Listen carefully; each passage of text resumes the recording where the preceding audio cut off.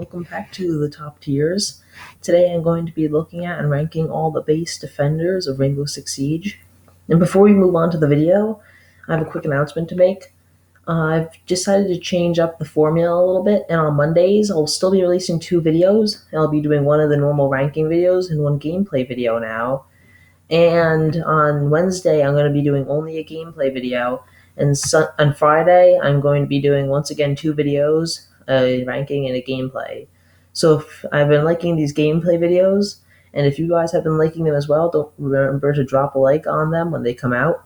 And I hope you're looking forward to this change. Now let's get on to the video. In 10th place, we have Tachanka. And Tachanka, or Lord Tachanka as he's formerly known, is sadly very underpowered.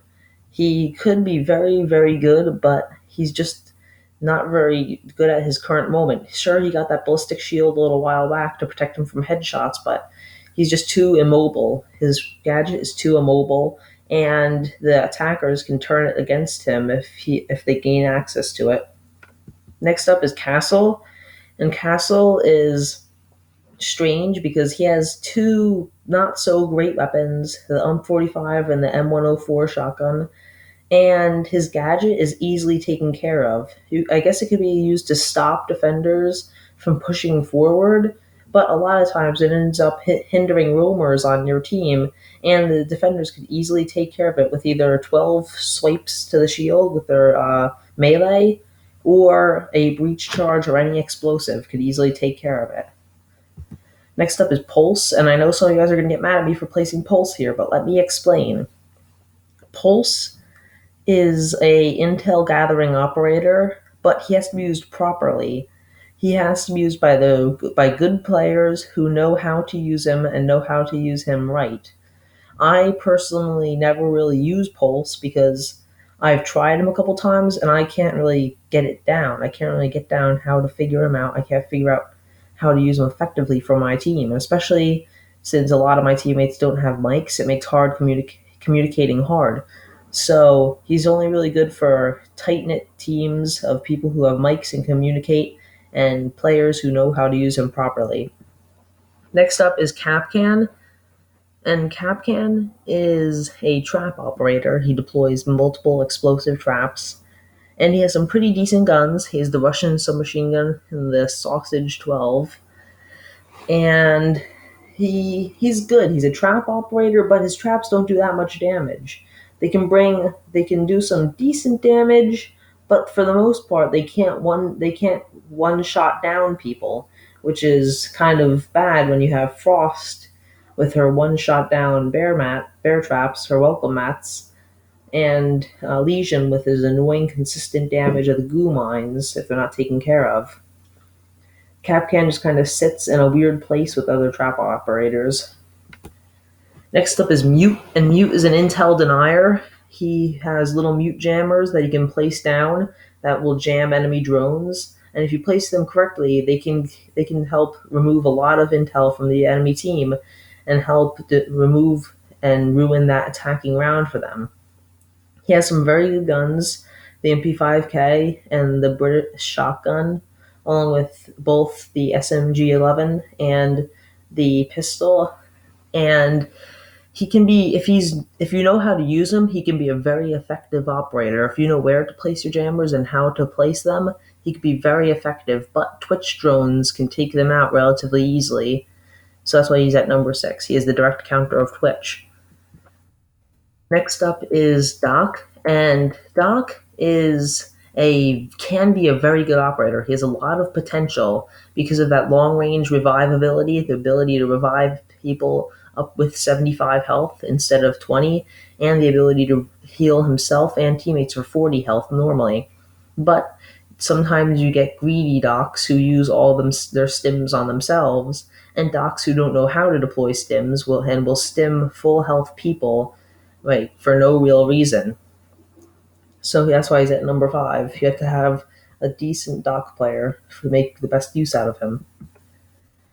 At number 4 is Smoke, and Smoke is one of the greatest counters to shield operators because of that gas.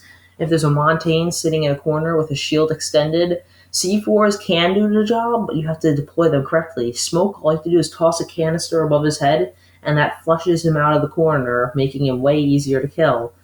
He has two very good guns, the British shotgun and the FMG-11, along with the SMG-12 and the British pistol. So he has a very good loadout, and he has a very useful gadget. So he's at number 4 for those reasons.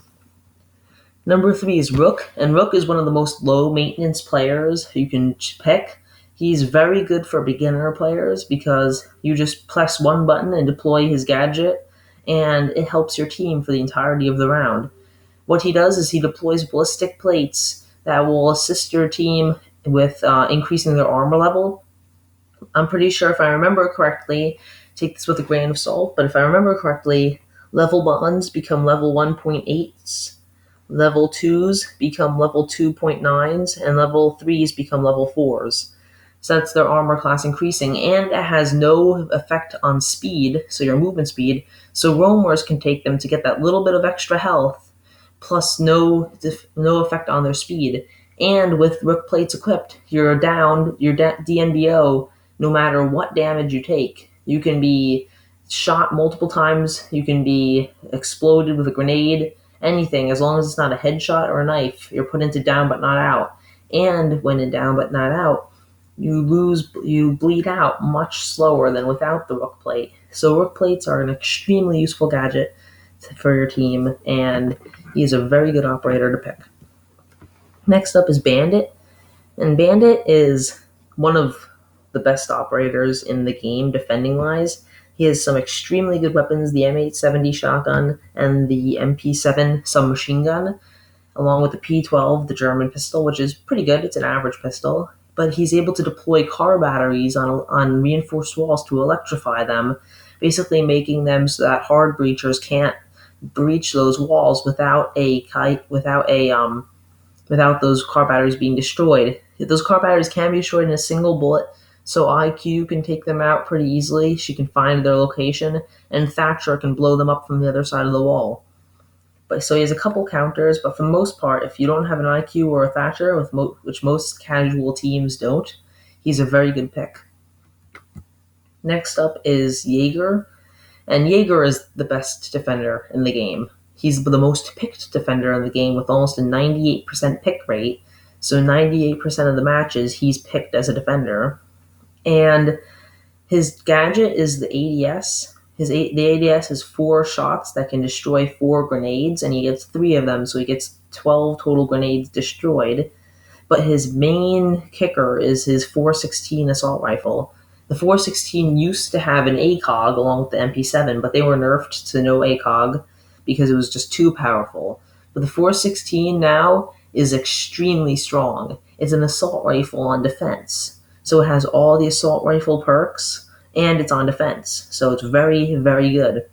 He was nerfed down to a 2-speed, 2 armor, but for most people, including me, that wasn't a nerf, because I don't really like roaming, so that's really good for me. Just increased armor, and I get the 416, I'm taking that any day. And that's the end of today's video. I hope you enjoyed. Don't forget to like and subscribe, and I'll see you here on the top tiers.